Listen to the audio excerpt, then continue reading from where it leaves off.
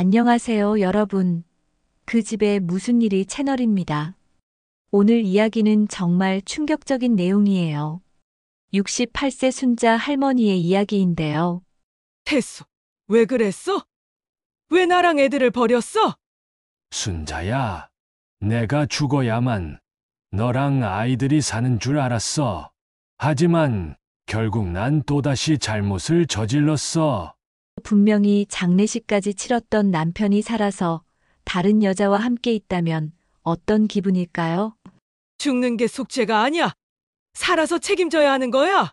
40년을 함께 산 부부에게 도대체 무슨 일이 일어난 걸까요? 오늘도 끝까지 함께 해주시고요. 혹시 아직 구독하지 않으셨다면 구독 버튼 꾹 눌러주시고 좋아요와 알림 설정도 꼭 부탁드려요. 새로운 이야기를 가장 먼저 만나보실 수 있답니다. 순자, 이제는 내가 내 인생의 주인이다. 더는 누구의 그림자 속에 살지 않겠다. 그럼 지금부터 순자 할머니의 파란만장한 이야기 함께 들어보실까요? 서울 구로구의 낡은 아파트 단지에 가을 바람이 쓸쓸하게 불어왔습니다. 오래된 건물들 사이로 떨어진 낙엽들이 바스락거리며 굴러가는 소리만이 적막한 오후를 채우고 있었죠.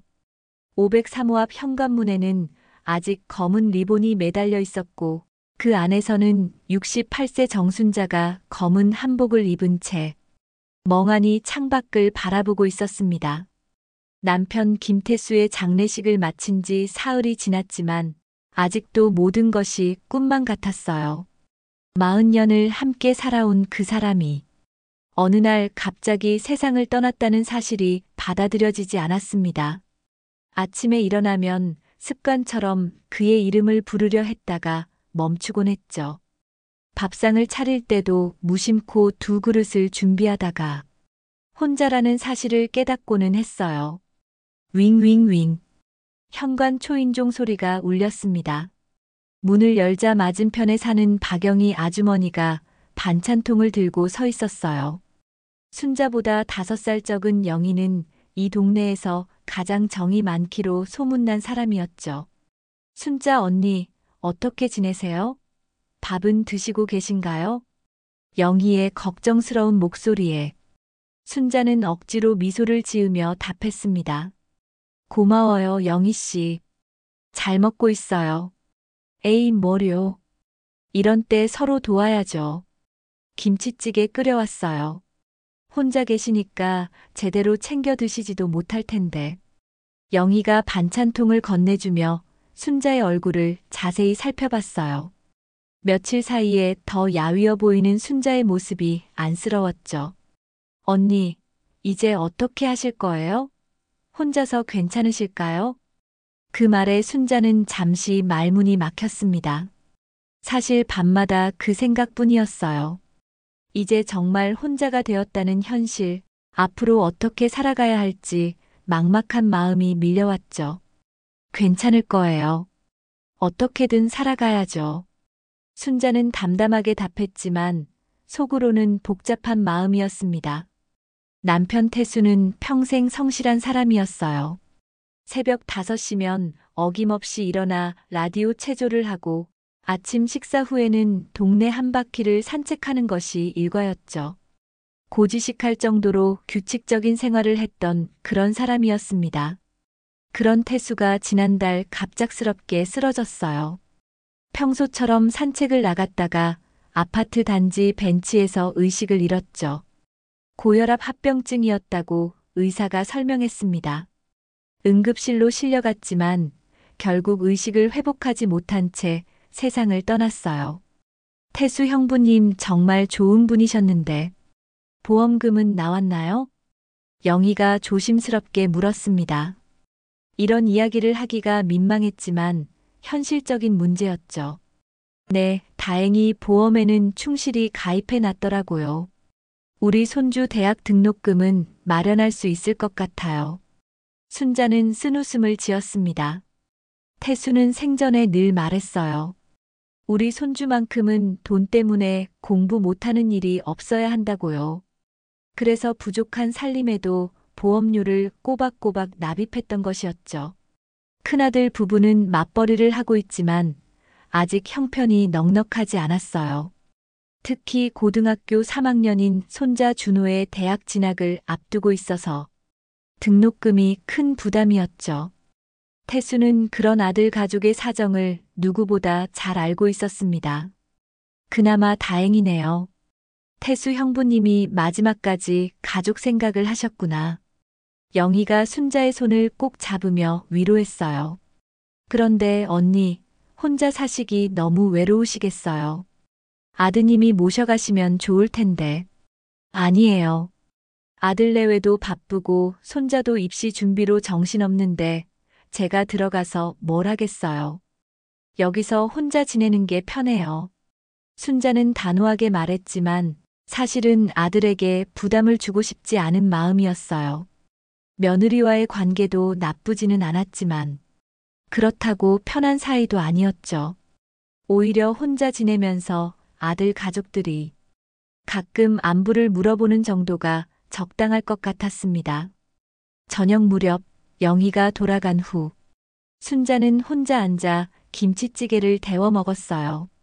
평소 같았으면 태수가 오늘 찌개가 맛있네 하며 한마디라도 했을 텐데 이제는 혼자만의 식사 시간이었죠. 찌개 맛은 좋았지만 어쩐지 입맛이 없었습니다.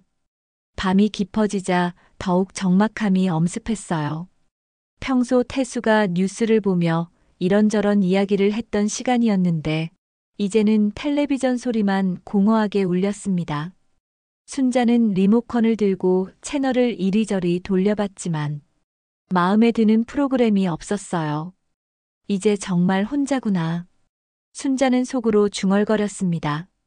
40년 동안 함께 해온 동반자가 없는 삶이 어떤 것인지 이제야 실감하고 있었어요. 외롭고 막막했지만 그래도 살아가야 했죠. 아직 해야 할 일들이 남아 있었으니까요. 남편의 장례식을 치른 지 일주일이 지났습니다. 순자는 집 안에만 있으면 답답한 마음이 들어서 저녁거리를 사러 나섰어요.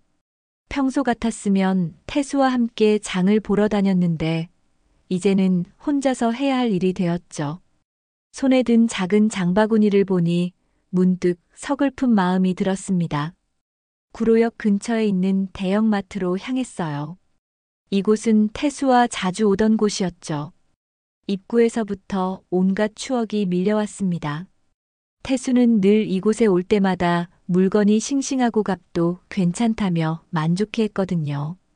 자동문이 열리며 시원한 에어컨 바람이 얼굴을 스쳤을 때 순자는 잠시 발걸음을 멈췄어요. 태수 없이 이곳에 온 것이 이번이 처음이었거든요. 마트 안은 평일 저녁이라 그리 붐비지 않았어요. 순자는 천천히 걸으며 필요한 물건들을 골랐습니다. 두부 한 모, 라면 몇 개, 그리고 손자 준호가 좋아하는 초콜릿 과자까지요. 아직 손자가 집에 자주 놀러 오지는 않았지만 혹시 모르니까 미리 사둘 생각이었어요. 태수가 살아있을 때도 늘 손자 간식은 빠뜨리지 않고 챙겼었죠. 채소 코너를 지나 정육 코너로 향했을 때였습니다. 멀리서 누군가의 뒷모습이 눈에 들어왔어요. 짙은 회색 코트를 입은 남자가 정육 코너 앞에 서서 한참 동안 고기를 살펴보고 있었죠. 그 남자는 고개를 이리저리 돌리며 가격표를 꼼꼼히 비교하고 있었어요. 순자는 별 생각 없이 그 방향으로 걸어갔습니다. 그런데 가까이 갈수록 뭔가 이상한 기분이 들었어요.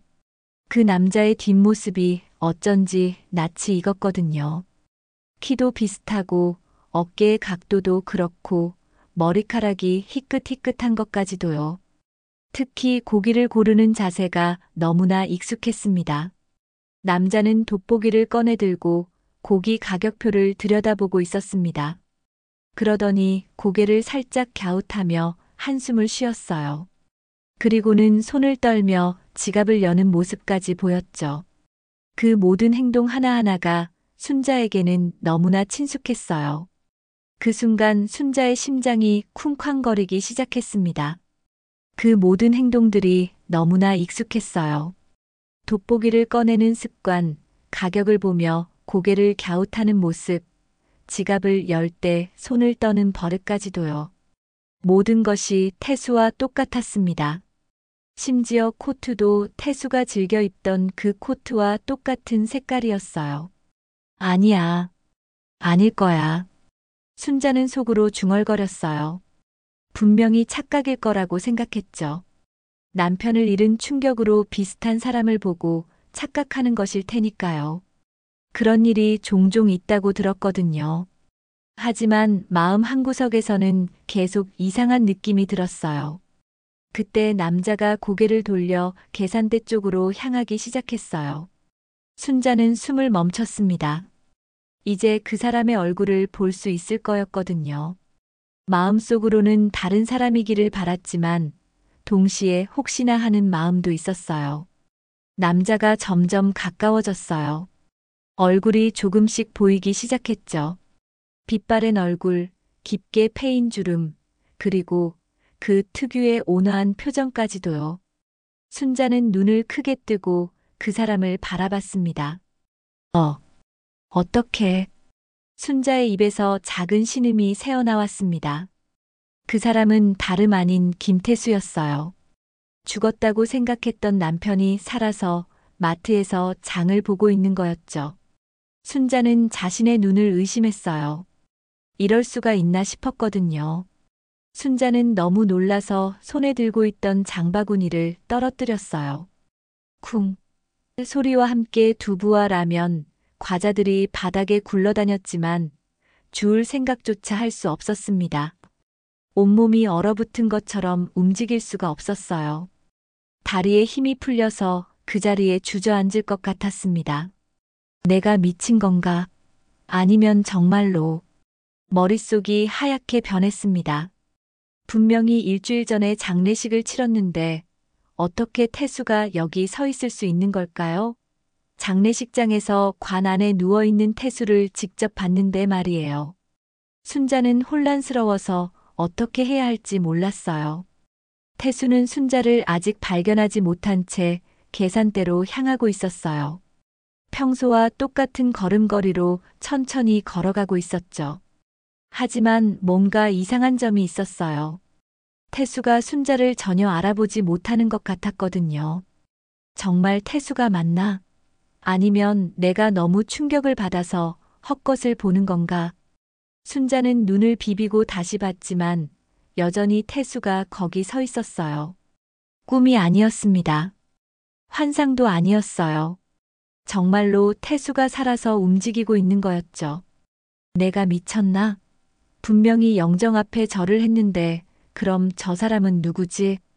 마트에서 태수를 본 후 순자는 며칠 동안 잠을 이룰 수 없었습니다. 정말 남편이 살아있는 건지 아니면 자신이 너무 충격을 받아서 헛것을 본 건지 도무지 알 수가 없었어요. 밤마다 천장을 바라보며 그날의 일을 되새겼죠. 태수의 모습이 너무나 선명했거든요. 그 특유의 걸음걸이, 돋보기를 꺼내는 습관, 모든 것이 생생하게 기억났습니다. 내가 정말 미친 걸까? 아니면 순자는 혼자 중얼거리며 창밖을 내다봤어요. 혹시나 해서 태수가 자주 다니던 길목들을 살펴봤지만 아무것도 보이지 않았습니다. 그저 평범한 일상이 흘러갈 뿐이었죠. 아파트 단지 안의 작은 공원, 태수가 매일 산책하던 그 길을 바라보니 마음이 더욱 복잡해졌어요. 사흘째 되는 날, 순자는 용기를 내어 다시 그 마트로 향했습니다. 혹시 태수가 또 나타날지도 모른다는 생각에서였어요. 같은 시간대에 가서 기다려봤지만 태수는 보이지 않았어요. 정육 코너 앞에서 1시간 넘게 서 있어 봤지만 소용없었죠. 하루, 이틀, 사흘을 기다려봐도 마찬가지였습니다. 마트 직원들이 이상하게 쳐다보기 시작했어요. 매일 같은 시간에 와서 아무것도 사지 않고 서 있으니까 수상하게 여길만 했죠. 순자는 부끄러운 마음이 들었지만 그래도 포기할 수 없었어요. 역시 내가 잘못 본 게 분명해. 순자는 포기하려던 차였어요. 나이가 들면서 눈도 침침해지고 남편을 잃은 충격 때문에 착각을 했을 거라고 생각했죠. 그런데 일주일 후 뜻밖의 일이 벌어졌습니다. 동네 약국에서 혈압약을 사러 갔다가 우연히 들은 이야기 때문이었어요. 아, 순자 아주머니, 어떻게 지내세요? 약국 앞에서 만난 것은 이웃집 김 아주머니였어요. 평소 별로 친하지는 않았지만 인사는 나누는 사이였죠. 김 아주머니는 순자보다 나이가 많은 70대 초반이었는데 동네 소식에 밝기로 유명했어요. 그냥 그래요. 김 아주머니는 어떠세요? 저야 뭐.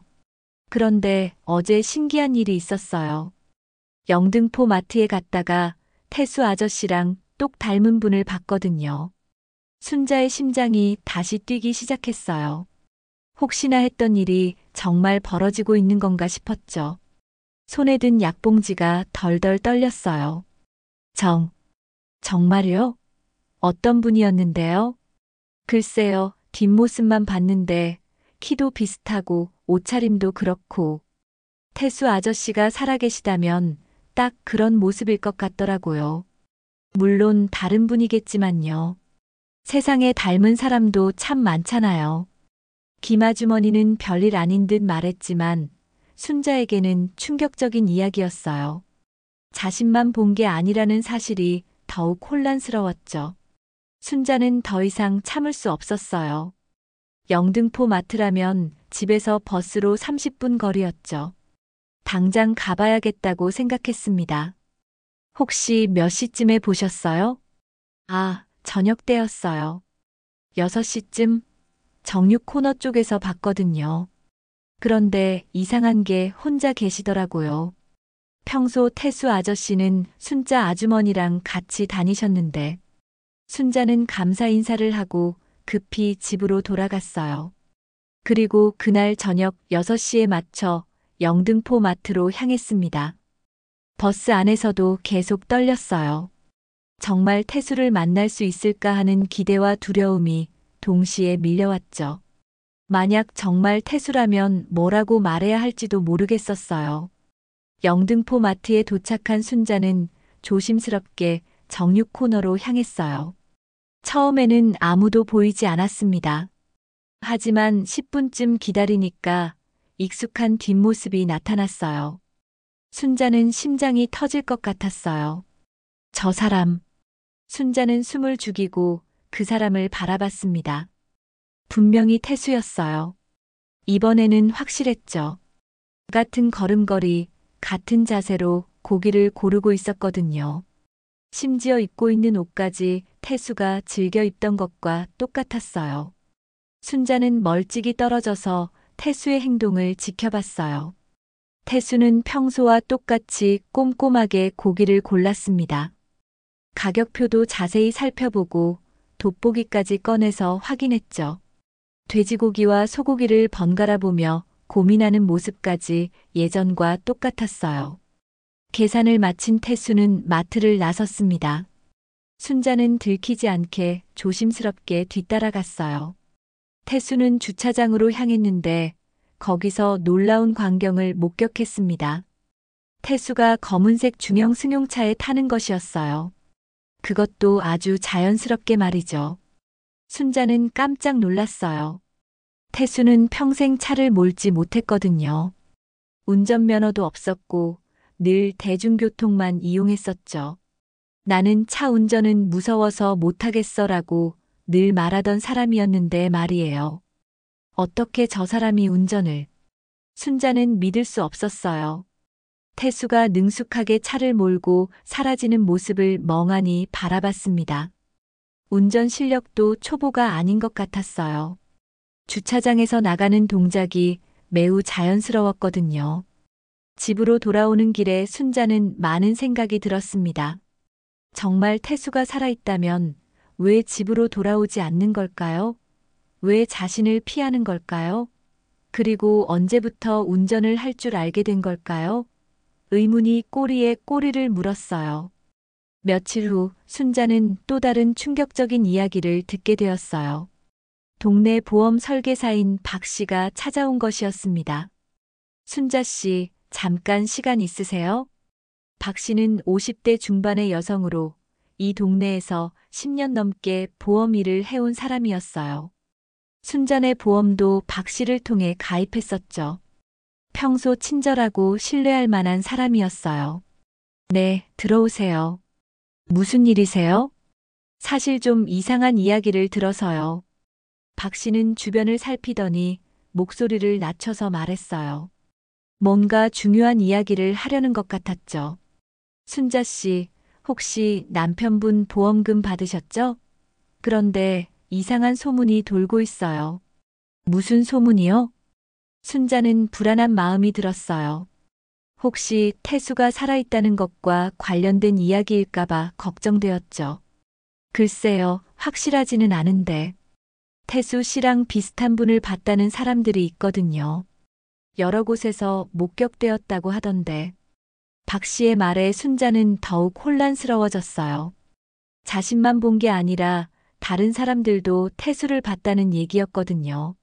순자는 태수의 죽음이 단순한 사고가 아니었을지도 모른다는 생각이 들기 시작했어요. 박 씨의 이야기를 들은 후 순자는 더 이상 혼자서는 감당할 수 없다는 생각이 들었습니다. 태수가 정말 살아있다면 이건 단순한 문제가 아니었어요. 무엇보다 진실을 밝혀야 했죠.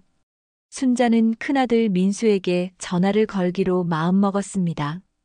여보세요, 아들아? 어머니, 무슨 일이세요? 목소리가 이상한데. 민수는 30대 후반의 성실한 직장인이었어요. 아버지를 닮아서 차분하고 신중한 성격이었죠. 순자는 어떻게 말을 꺼내야 할지 고민했습니다. 아들이 어머니를 걱정할까봐 망설여졌거든요. 민수야, 혹시 시간 있을 때 어머니랑 만날 수 있겠니? 중요한 이야기가 있어서. 무슨 일인데요? 몸은 괜찮으시고요? 몸은 괜찮아. 그런데 아버지 일로 좀 이상한 일이 있어서. 민수는 잠시 침묵했습니다. 아버지가 돌아가신 지 얼마 안 되었는데 무슨 일이 생긴 건지 궁금했어요. 알겠어요. 내일 저녁에 뵐게요. 어머니 집으로 갈게요. 다음 날 저녁 민수가 순자의 집을 찾아왔습니다. 순자는 지난 며칠간 있었던 일들을 차근차근 설명했어요. 처음에는 믿기 힘들어하던 민수도 어머니의 진지한 표정을 보고는 심각하게 받아들이기 시작했죠. 어머니, 정말 아버지를 직접 보신 거예요? 그래, 2번이나 봤어. 처음에는 내가 잘못 본 줄 알았는데 2번째는 확실했단다. 민수는 고개를 갸웃했어요. 아버지의 장례식을 직접 치렀는데 어떻게 살아있을 수 있단 말인가요? 하지만 어머니가 거짓말을 할 이유도 없었죠. 그럼 우리가 직접 확인해 봐야겠네요. 어머니가 본 그 마트에 같이 가보실래요? 그래, 같이 가자. 혼자서는 너무 무서웠어. 며칠 후 순자와 민수는 함께 영등포 마트로 향했습니다. 저녁 6시에 맞춰 정육 코너 근처에서 기다렸어요. 1시간 정도 기다리니까 정말로 태수가 나타났습니다. 저 사람이. 민수는 눈을 크게 뜨고 아버지를 바라봤어요. 분명히 죽었다고 생각했던 아버지가 살아서 걸어 다니고 있는 거였죠. 믿을 수 없는 일이었습니다. 아버지가 맞네요. 어떻게 이런 일이. 민수는 당장이라도 뛰어가서 아버지를 붙잡고 싶었어요. 하지만 순자가 말렸습니다. 잠깐만, 일단 지켜보자. 뭔가 이상한 일이 벌어지고 있는 것 같아. 태수는 평소와 똑같이 장을 보고 계산을 마쳤습니다. 그리고 주차장으로 향했죠. 순자와 민수는 멀찍이 떨어져서 따라갔어요. 태수가 검은 승용차에 타자 민수가 재빠르게 자신의 차로 뛰어갔습니다. 어머니, 빨리 타세요. 아버지를 따라가 봅시다. 순자와 민수는 태수의 차를 뒤따라갔어요. 태수는 영등포에서 한강을 건너 강남 쪽으로 향했습니다. 민수는 들키지 않게 적당한 거리를 두고 따라갔죠. 30분 정도 달린 후 태수의 차는 강남의 한 고급 아파트 단지에 들어갔습니다. 순자는 깜짝 놀랐어요.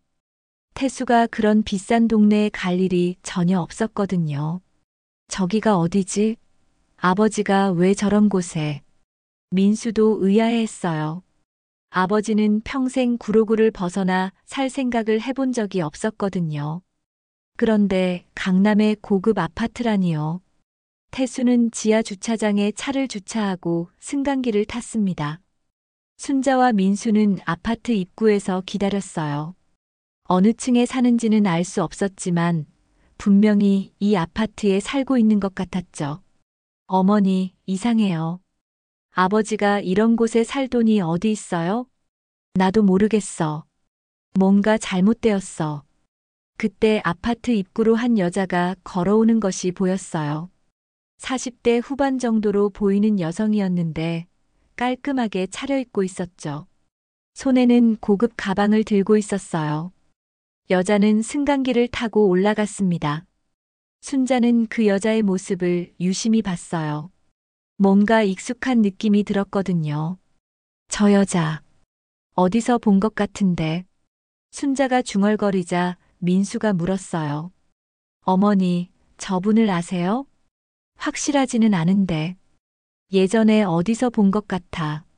1시간 정도 더 기다리니까 태수가 다시 나타났습니다. 그런데 이번에는 혼자가 아니었어요. 아까 본 여자와 함께 나오고 있었죠. 둘이 자연스럽게 이야기하며 걷는 모습이 마치 부부 같았어요. 순자는 충격을 받았습니다. 태수가 다른 여자와 함께 생활하고 있다는 것이 믿어지지 않았어요. 저게 뭐야? 저 여자는 누구고?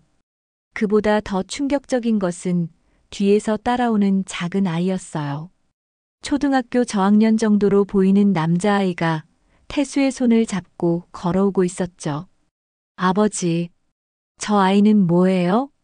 민수도 믿을 수 없다는 표정이었어요. 아버지가 다른 가족과 함께 살고 있다는 것이 현실로 받아들여지지 않았거든요. 순자는 분노가 치밀어 올랐습니다. 40년을 함께 산 남편이 자신 몰래 다른 여자와 새로운 가정을 꾸리고 있었던 거였어요. 게다가 아이까지 있다니요. 내 손주들은 등록금 걱정하는데 당신은 저 여자랑 새 가정을 꾸리고 있었던 거야? 순자의 목소리는 떨리고 있었어요. 배신감과 분노가 한꺼번에 밀려왔죠. 태수가 자신의 죽음을 위조해서 보험금까지 타간 것 같았어요. 어머니, 진정하세요. 일단 집에 가서 차근차근 생각해 봅시다. 민수는 어머니를 달랬지만 속으로는 아버지에 대한 분노가 끓어오르고 있었어요. 어떻게 가족을 이런 식으로 배신할 수 있는 건지 이해할 수 없었죠. 순자와 민수는 집으로 돌아왔지만 아무도 말을 하지 않았어요. 너무 충격적인 일이었거든요. 태수가 살아있다는 것도 놀라운데 다른 여자와 살고 있다는 사실은 더욱 받아들이기 힘들었어요. 이제 어떻게 해야 하지? 순자는 혼란스러웠어요. 태수를 찾아가서 따져야 할지 아니면 법적인 조치를 취해야 할지 모르겠었죠. 분명한 것은 이 일을 그냥 넘어갈 수는 없다는 것이었어요. 태수가 다른 여자와 살고 있다는 충격적인 사실을 목격한 후 순자는 며칠 동안 제대로 잠을 이루지 못했습니다.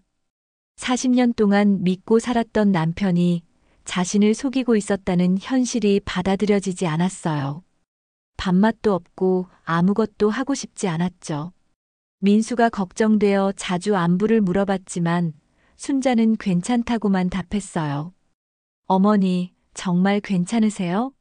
얼굴이 너무 안 좋아 보이는데. 괜찮아, 걱정하지 마라. 하지만 실제로는 전혀 괜찮지 않았어요. 태수가 왜 그런 일을 저질렀는지, 언제부터 다른 여자와 만났는지, 그리고 어떻게 그런 비싼 아파트에서 살 수 있는지 궁금한 것 투성이었죠.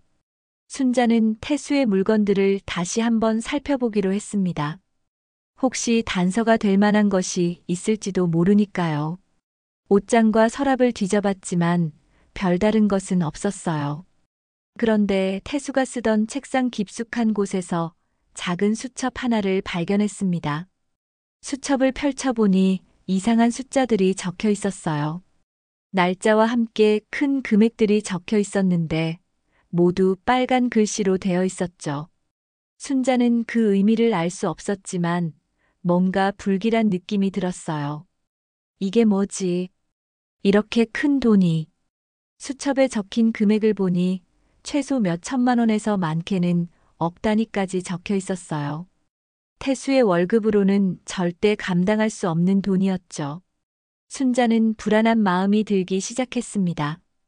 그날 저녁 현관벨이 울렸어요. 순자가 문을 열어보니 처음 보는 남자 2명이 서 있었습니다. 30대 후반 정도로 보이는 남자들이었는데 뭔가 험악한 인상이었어요. 김태수 씨 부인 맞죠? 네. 그런데 누구세요? 저희는 태수 씨와 거래하던 사람들이에요. 들어가서 이야기할까요? 순자는 불안했지만 거절할 수도 없는 분위기였어요. 남자들은 순자의 대답을 기다리지 않고 집 안으로 들어왔습니다. 부인, 태수 씨가 저희에게 빌린 돈이 있어요. 상당한 금액이죠. 무슨 말씀이세요? 우리 남편은 돌아가셨는데. 순자가 말하자 남자들은 비웃듯 웃었어요. 부인, 우리가 바보로 보이나요? 태수 씨가 죽은 거 아니잖아요. 우리도 다 알고 있어요. 순자는 깜짝 놀랐어요. 이 사람들도 태수가 살아있다는 것을 알고 있다는 얘기였거든요. 태수 씨가 우리에게 빌린 돈이 3억이에요. 이자까지 합치면 지금 4억은 넘죠. 4억이요? 순자는 머리가 하얗게 변했어요. 4억이라는 돈이 얼마나 큰 금액인지 상상도 할 수 없었거든요. 태수가 언제 그런 큰 돈을 빌렸다는 말인가요? 태수 씨가 주식이며 부동산이며 온갖 투자를 했는데 다 날려먹었어요. 그래서 우리한테 와서 돈을 빌렸죠. 순자는 믿을 수 없었어요. 태수는 평생 투자라고는 해본 적이 없는 사람이었거든요. 은행 적금밖에 모르던 사람이 언제부터 그런 일을 했다는 건가요? 보험금으로 갚으려고 했던 모양인데 그것도 모자라죠. 이제 부인이 갚아야 해요. 저희는 돈이 없어요. 보험금도 손자 등록금으로 써야 하고 그건 우리와 상관없어요. 돈은 받아야죠. 남자들의 말투가 점점 위협적으로 변했어요. 순자는 무서웠지만 어떻게 해야 할지 몰랐어요. 태수 씨가 죽은 척하고 숨어 있는 거 우리가 다 알아요. 강남에서 젊은 여자랑 잘 살고 있더라고요. 순자는 충격을 받았어요. 이 사람들도 태수의 행적을 파악하고 있다는 얘기였거든요. 부인이 돈을 안 갚으면 어떻게 될지 모르죠. 아드님도 있고 손자도 있잖아요. 남자 중 한 명이 순자의 가족 사진을 집어들며 말했어요. 그 순간 순자는 온몸이 떨렸습니다. 가족들에게 피해가 갈 수도 있다는 협박이었거든요. 손자가 고등학생이죠? 대학 가려면 돈이 많이 들 텐데. 우리 돈부터 갚고 그래야 하는 거 아니에요? 제발. 저희는 정말 돈이 없어요. 순자는 눈물을 흘리며 애원했어요. 하지만 남자들은 무표정하게 바라볼 뿐이었죠. 한 달 안에 돈을 마련하세요. 안 그러면 가족들이 어떻게 될지 몰라요. 남자들은 그렇게 말하고 나갔어요. 순자는 그 자리에 주저앉았습니다. 다리에 힘이 풀려서 일어날 수가 없었거든요. 이럴 수가. 어떻게 이런 일이. 순자는 절망했어요. 남편의 배신도 충격이었는데 이제 거액의 빚까지 떠안게 된 거였죠. 게다가 가족들에게 위해를 가한다는 협박까지 받았어요. 4억이라는 돈을 어떻게 마련해야 할까요? 보험금으로는 턱없이 부족했고 집을 팔아도 그 정도 돈이 나올지 의문이었어요. 무엇보다 왜 태수가 그런 큰 돈을 빌렸는지 이해할 수 없었습니다. 순자는 민수에게 전화를 걸고 싶었지만 망설여졌어요. 아들까지 이 일에 끌어들이기가 미안했거든요. 하지만 혼자서는 감당할 수 없는 상황이었죠. 내가 뭘 잘못했다고 이런 일이. 순자는 눈물을 흘리며 중얼거렸어요. 40년 동안 성실하게 살아왔는데 왜 이런 일이 벌어진 건지 원망스러웠죠. 더 이상 믿을 사람도 없고 갈 곳도 없었어요. 밤이 깊어졌지만 순자는 잠들 수 없었어요. 사채업자들의 협박이 계속 머릿속을 맴돌았거든요. 정말로 가족들에게 해를 끼칠까봐 두려웠어요. 어떻게 해서든 이 문제를 해결해야 했지만 방법을 찾을 수 없었습니다. 사채업자들이 다녀간 후 순자는 며칠 동안 멍하니 지냈습니다. 먹지도 못하고 잠도 제대로 이루지 못했어요. 거울을 보니 얼굴이 야위어 있었고 눈가에는 검은 그늘이 져 있었죠. 이런 상황에서 어떻게 해야 할지 도무지 방법을 찾을 수 없었어요. 그러던 어느 날 손자 준호가 학교에서 돌아오는 길에 할머니 집에 들렀습니다. 준호는 고등학교 3학년으로 입시를 앞두고 있었지만 할머니가 걱정되어 자주 안부를 물어보곤 했어요. 할머니, 괜찮으세요? 얼굴이 너무 안 좋아 보이는데요. 준호의 걱정스러운 목소리에 순자는 마음이 찡했어요. 어린 손자가 자신을 걱정해주는 모습이 고마우면서도 미안했죠. 괜찮아, 준호야. 할머니는 괜찮단다. 정말 괜찮으세요? 뭔가 많이 힘들어 보이시는데. 준호는 평소보다 말수가 적고 기운이 없는 할머니를 보며 걱정했어요. 할아버지가 돌아가신 후 할머니가 많이 외로워하시는 것 같았거든요. 할머니, 제가 뭘 도와드릴까요? 집안일이라도 도와드릴게요. 아니야, 괜찮아. 너는 공부나 열심히 해. 순자는 손자에게 걱정을 끼치고 싶지 않았어요. 하지만 준호는 할머니의 표정에서 뭔가 큰 일이 있었다는 것을 느꼈죠. 할머니, 무슨 일 있으시면 저한테도 말씀해 주세요.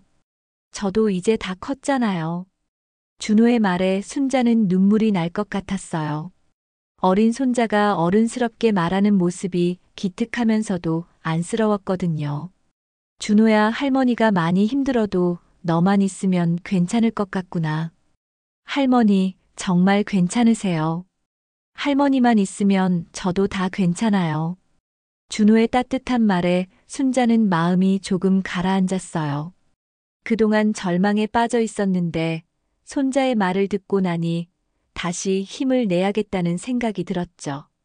준호가 돌아간 후 순자는 마음을 다잡기로 했습니다. 이런 상황에서 포기하고 있을 수만은 없었어요. 무엇보다 손자와 아들 가족을 지켜야 했거든요. 순자는 태수의 물건들을 다시 한번 자세히 살펴보기로 했어요. 분명히 어딘가에 단서가 있을 거라고 생각했죠. 옷장 구석구석, 서랍 깊숙한 곳까지 모두 뒤져봤습니다. 태수가 쓰던 낡은 책상 맨 아래 서랍에서 묵직한 상자 하나를 발견했어요. 상자를 열어보니 오래된 서류들과 편지, 그리고 낡은 장부들이 들어 있었습니다. 이게 뭐지? 순자는 하나씩 꺼내서 살펴봤어요. 태수가 젊었을 때 쓴 편지들이 대부분이었는데 그 중에는 순자가 처음 보는 내용들이 많았어요. 한 편지에는 이런 내용이 적혀 있었습니다. 사업이 망했다. 어떻게 해야 할지 모르겠다. 빚만 늘어가고 가족들에게 어떻게 말해야 할지. 순자는 깜짝 놀랐어요. 태수가 젊었을 때 사업을 했다는 이야기는 들어본 적이 없었거든요. 태수는 평생 회사원으로만 살았다고 알고 있었는데 말이에요. 다른 편지들을 더 읽어보니 태수의 숨겨진 과거가 조금씩 드러났어요. 20대 후반에 친구와 함께 작은 사업을 시작했다가 실패했던 것 같았어요. 그때 생긴 빚 때문에 오랫동안 고생했다는 내용이 여러 편지에 나와 있었죠. 이런 일이 있었구나. 순자는 태수가 왜 그런 일을 숨겼는지 이해할 수 없었어요. 부부 사이에 그런 중요한 일을 왜 말하지 않았을까요? 또 다른 편지에는 이런 내용도 있었어요. 가족들에게는 절대 말할 수 없다. 내가 실패한 사람이라는 것을 알면 실망할 것이다. 평생 이 짐을 혼자 져야 한다. 순자는 마음이 복잡해졌어요. 태수가 혼자서 그런 무거운 짐을 지고 살았다는 것이 안타까웠거든요. 하지만 왜 아내인 자신에게도 말하지 않았는지는 여전히 이해할 수 없었어요. 오래된 장부들을 펼쳐보니 태수의 수입과 지출이 자세히 기록되어 있었어요. 그런데 이상한 점이 있었죠. 회사 월급 외에도 다른 수입이 있었던 것 같았어요. 이 돈은 어디서 나온 거지? 장부를 자세히 보니 몇 년 전부터 투자 관련 내용들이 나오기 시작했어요. 주식, 부동산, 심지어 해외 투자까지 다양한 내용이 적혀 있었죠. 처음에는 소액으로 시작했지만 점점 규모가 커졌어요. 아, 그래서 순자는 이제야 상황을 이해하기 시작했어요. 태수가 젊었을 때의 사업 실패 트라우마 때문에 평생 불안감에 시달렸던 거였어요. 그래서 회사 월급만으로는 안심이 안 되어서 투자를 시작했던 것 같았죠.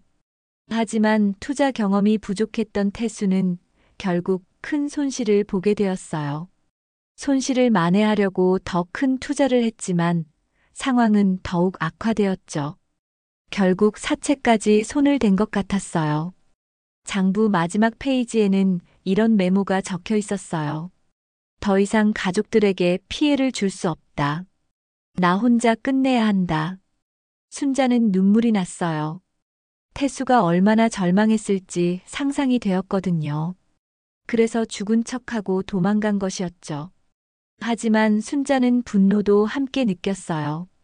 아무리 힘들어도 가족과 함께 해결책을 찾아야 했는데 왜 혼자서 그런 극단적인 선택을 했을까요? 그래도 이제 조금 이해가 되는구나. 순자는 태수의 행동을 완전히 용서할 수는 없었지만 적어도 왜 그런 일을 저질렀는지는 알 수 있었어요. 평생 실패에 대한 두려움과 가족에 대한 책임감 사이에서 괴로워했던 것 같았죠. 이제 순자는 어떻게 해야 할지 조금 더 명확해졌어요. 태수를 찾아가서 직접 이야기를 나눠야 했어요. 그리고 이 문제를 함께 해결할 방법을 찾아야 했죠. 태수의 과거를 알게 된 후 순자는 더 이상 망설일 수 없다고 생각했습니다. 이 문제를 해결하려면 태수와 직접 만나서 이야기해야 했어요. 도망치고 숨어 있는 남편을 찾아내서 모든 것을 털어놓고 함께 해결책을 찾아야 했죠. 순자는 며칠 동안 계획을 세웠어요. 태수가 자주 나타나는 영등포 마트 주차장에서 기다리기로 했습니다. 언젠가는 나타날 거라고 생각했거든요. 민수에게도 도움을 요청했지만 이번에는 혼자서 해결하고 싶다고 말했어요. 어머니, 혼자 가시면 위험해요. 저도 같이 가겠어요. 아니야, 민수야. 이건 나와 아버지 사이의 문제야. 혼자서 해결해야 해. 민수는 걱정했지만 어머니의 단호한 결심을 꺾을 수는 없었어요. 대신 혹시라도 위험한 일이 생기면 즉시 연락하라고 당부했죠. 순자는 사흘 동안 마트 주차장에서 기다렸어요. 첫째 날과 둘째 날에는 태수가 나타나지 않았습니다. 하지만 포기하지 않고 계속 기다렸죠. 셋째 날 저녁, 드디어 태수의 검은 승용차가 주차장으로 들어오는 것이 보였어요. 순자는 심장이 뛰었어요. 드디어 남편과 마주할 순간이 온 것이었죠. 태수가 차에서 내리자 순자는 천천히 다가갔습니다. 태수는 마트로 향하다가 순자를 보고 깜짝 놀랐어요. 얼굴이 하얗게 변하며 뒤로 물러섰죠. 순자야? 태수, 드디어 만났네. 순자의 목소리는 떨리고 있었어요. 분노와 서러움, 그리고 그리움이 한꺼번에 밀려왔거든요. 40년을 함께 산 남편이 바로 앞에 서 있었지만 어쩐지 낯선 사람 같았어요. 순자야, 내가. 태수는 말을 제대로 잇지 못했어요. 아내를 마주한 순간 모든 것이 무너지는 것 같았거든요. 그동안 억눌러왔던 죄책감이 한꺼번에 터져나왔죠. 태수, 왜 그랬어? 왜 나랑 애들을 버렸어? 순자의 목소리에는 원망이 가득했어요. 하지만 동시에 간절함도 묻어 있었죠. 정말로 이유를 알고 싶었거든요. 순자야, 미안해. 정말 미안해. 태수는 그 자리에 무릎을 꿇었어요.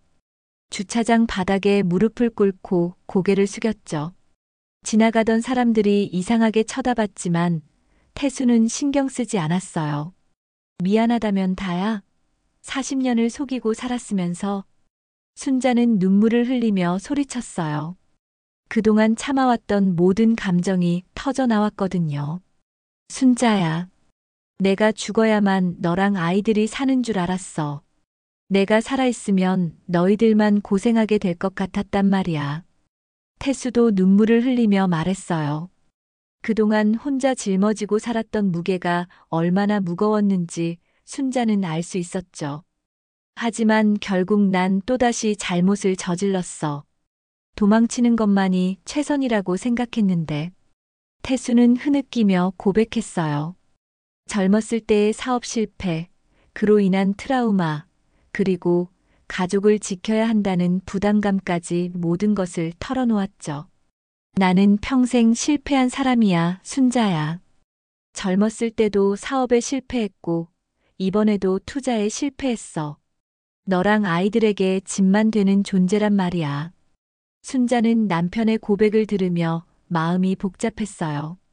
분노도 있었지만 동시에 안타까운 마음도 들었거든요. 그래서 다른 여자랑 사는 거야? 그게 해결책이야? 순자야. 그건. 태수는 말문이 막혔어요. 강남에서 함께 사는 여자에 대해서는 설명하기가 힘들었거든요. 그 여자는 누구야? 그 아이는 또 뭐고? 순자가 추궁하자 태수는 더욱 위축되었어요. 그 사람은 투자 일을 도와주던 사람이야. 그런데 나중에 일이 복잡해져서 태수의 설명은 앞뒤가 맞지 않았어요. 순자는 더욱 화가 났죠. 그럼 우리 가족은 뭐가 되는 거야? 준호는 대학 가야 하고 민수는 걱정으로 밤잠을 못 자는데. 순자야, 내가 어떻게든 해결할게. 보험금으로. 보험금은 벌써 사채업자들이 노리고 있어. 4억이라며? 그 돈을 어떻게 갚을 건데? 태수는 깜짝 놀랐어요. 사채업자들이 이미 순자에게 찾아갔다는 사실을 몰랐거든요. 뭐라고? 그 사람들이 집에 갔다고? 그래. 한 달 안에 돈을 갚지 않으면 가족들에게 해를 끼치겠다고 협박했어. 순자의 말에 태수는 절망했어요. 자신이 가족을 지키려고 했던 일이 오히려 가족들을 위험에 빠뜨린 거였죠. 순자야, 내가 정말 바보였어. 어떻게 해야 할지 모르겠어. 죽는 게 속죄가 아니야, 태수야. 살아서 책임져야 하는 거야. 순자는 눈물을 흘리며 외쳤어요. 남편이 도망치는 것만이 해결책이라고 생각하는 것이 답답했거든요. 우리 40년을 함께 살았잖아. 힘든 일이 있으면 같이 해결하는 거야. 왜 혼자서 끙끙 앓고 있었어? 태수는 아내의 말에 정신이 번쩍 들었어요. 그동안 자신이 얼마나 잘못 생각하고 있었는지 깨달았거든요. 순자야, 용서해 줄 수 있어? 용서는 나중 일이고 지금은 이 문제부터 해결해야 해. 같이 해결하자고, 태수야. 순자는 남편의 손을 잡았어요. 아직 분노와 실망은 남아 있었지만 지금은 문제 해결이 더 중요했거든요. 집으로 돌아가자. 민수도 기다리고 있어. 우리 가족이 함께 힘을 합치면 못할 게 없어. 태수는 고개를 끄덕였어요. 이제야 자신이 얼마나 큰 실수를 했는지 깨달았거든요. 혼자 해결하려고 했던 것이 오히려 더 큰 문제를 만든 거였죠. 순자와 태수가 만난 다음 날 가족들은 모두 모여 앉아 심각한 대화를 나눴습니다. 태수는 모든 진실을 털어놓았어요. 사업 실패, 투자 손실, 사채 빚, 그리고 강남에서의 생활까지 숨겨왔던 모든 것을 말했죠. 민수와 준호는 충격을 받았지만 이제라도 진실을 알게 되어 다행이라고 생각했어요. 아버지, 이제 어떻게 하실 거예요? 민수가 조심스럽게 물었습니다. 태수는 한참 동안 고민하더니 입을 열었어요. 경찰에 자수해야겠다. 보험 사기를 저질렀으니까 벌을 받아야지. 순자는 마음이 복잡했어요. 남편이 감옥에 가게 된다는 사실이 받아들여지지 않았지만 그것이 옳은 길이라는 것도 알고 있었거든요. 태수야, 정말 그렇게 하겠어? 응, 순자야. 이제 더 이상 도망치고 싶지 않아. 내가 저지른 일에 대해 책임을 져야 해. 태수의 목소리에는 단호함이 있었어요. 더 이상 가족들에게 피해를 주고 싶지 않았거든요. 며칠 후 태수는 정말로 경찰서에 자수했습니다. 보험 사기와 각종 금융 사기 혐의로 구속되었어요. 동시에 강남에서 함께 살던 여자와의 관계도 정리했죠. 사실 그 여자도 태수의 돈 때문에 함께 있었던 것이라 태수가 구속되자 금세 사라졌어요. 순자는 남편이 없는 집에서 홀로 지내며 많은 생각을 했습니다. 분노도 있었지만 동시에 안도감도 느꼈어요. 적어도 이제는 진실을 알았고 더 이상 속지 않아도 되었거든요. 사채업자들의 문제는 태수가 자수하면서 조금 복잡해졌어요. 하지만 경찰 수사가 시작되면서 불법적인 협박은 멈췄죠. 물론 빚 문제는 여전히 남아 있었지만 적어도 위협을 받지는 않게 되었어요. 한 달 후 순자는 태수로부터 편지를 받았습니다. 구치소에서 보낸 편지였어요. 순자야, 늦게나마 알았다. 너 없인 나는 아무것도 아니었다. 40년 동안 너랑 함께 살면서도 그 소중함을 몰랐구나. 내가 얼마나 바보였는지 이제야 깨달았어. 미안하다, 정말 미안하다. 편지를 읽으며 순자는 눈물을 흘렸어요. 분노는 이제 많이 가라앉았고 대신 서글픈 마음이 들었죠. 평생 함께 살면서도 진짜 마음을 나누지 못했구나. 내가 너의 든든한 동반자가 되어주지 못해서 미안해. 앞으로는 너 혼자서라도 행복하게 살아줘. 그것이 내가 바라는 전부야. 태수는 결국 3년형을 선고받았어요. 보험 사기와 각종 금융 사기 혐의였죠. 순자는 가끔 면회를 갔지만 예전 같은 마음은 아니었어요. 동정과 연민은 있었지만 부부로서의 감정은 많이 식어 있었거든요. 몇 개월이 지나면서 순자는 새로운 일상에 적응하기 시작했어요. 민수가 자주 안부를 물어봤고 준호도 할머니를 걱정해서 자주 찾아왔죠. 특히 준호는 할아버지의 일 때문에 상처를 받았지만 할머니를 더욱 아끼게 되었어요.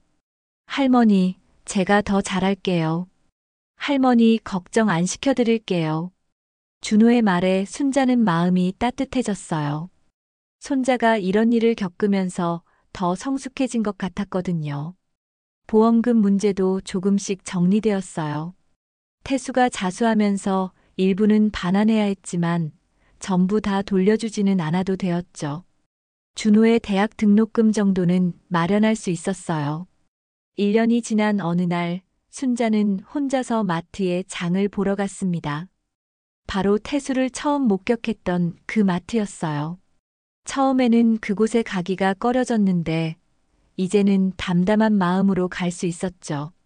정육 코너를 지나며 순자는 문득 생각했어요. 이곳에서 남편을 보았을 때의 충격과 혼란이 떠올랐지만 이제는 그런 감정들이 많이 가라앉았어요. 참 많은 일이 있었구나. 순자는 속으로 중얼거리며 필요한 물건들을 골랐어요. 이제는 정말 혼자만의 장복이었죠. 하지만 예전처럼 서글프지는 않았어요. 오히려 자유로운 느낌마저 들었거든요. 계산을 마치고 마트를 나오면서 순자는 마음속으로 다짐했어요. 이제는 내가 내 인생의 주인이다. 더는 누구의 그림자 속에 살지 않겠다. 40년 동안 남편에게 의존해서 살았지만 이제는 혼자서도 충분히 살아갈 수 있다는 자신감이 생겼어요. 물론 외롭고 힘든 순간들도 있었지만 그것마저도 자신의 삶이라고 받아들일 수 있었죠. 집으로 돌아오는 길에 순자는 하늘을 올려다봤어요. 가을 하늘이 맑고 높았죠. 예전에는 태수와 함께 보던 하늘이었는데 이제는 혼자 보는 하늘이었어요. 쓸쓸하기도 했지만 동시에 희망적이기도 했어요. 민수와 준호가 있고 아직 해야 할 일들이 남아 있었거든요. 태수의 빚 문제도 조금씩 해결해 나가야 했고 새로운 삶도 만들어 가야 했죠. 순자는 천천히 집으로 향했어요. 이제는 정말로 자신만의 삶이 시작되는 것 같았어요. 힘들고 어려운 일들이 많았지만 그것들을 이겨내면서 더 강해진 자신을 발견할 수 있었거든요. 저녁 무렵 준호가 학교에서 돌아와 할머니 집에 들렀어요. 할머니, 오늘 기분이 좋아 보이세요. 그래. 할머니가 이제 조금 마음이 편해졌나 보다. 순자는 미소를 지으며 손자를 바라봤어요. 이런 작은 행복들이 있기에 살아갈 수 있는 것 같았어요. 태수 없는 삶이 처음에는 막막했지만 이제는 새로운 가능성들로 가득한 삶으로 느껴졌죠. 밤이 되어 혼자 앉아 차를 마시며 순자는 생각했어요. 인생이 참 예측할 수 없다는 것을 이번 일을 통해 깨달았어요. 하지만 어떤 일이 일어나더라도 포기하지 않고 살아가는 것이 중요하다는 것도 배웠죠. 창밖으로 보이는 아파트 단지의 불빛들이 따뜻해 보였어요. 각각의 집에는 각각의 이야기가 있을 텐데 자신도 이제 새로운 이야기를 써나가고 있는 것 같았어요. 순자는 내일 또 새로운 하루가 시작된다는 생각에 마음이 설렜어요. 비록 혼자지만 이제는 그것이 두렵지 않았거든요. 이것으로 그 집에 무슨 일이 이야기가 마무리됩니다. 시청해주셔서 감사하고 다음에 또 좋은 이야기로 찾아뵙겠습니다. 무료 구독과 좋아요 잊지 마시고 모두 건강하고 행복한 하루 보내세요.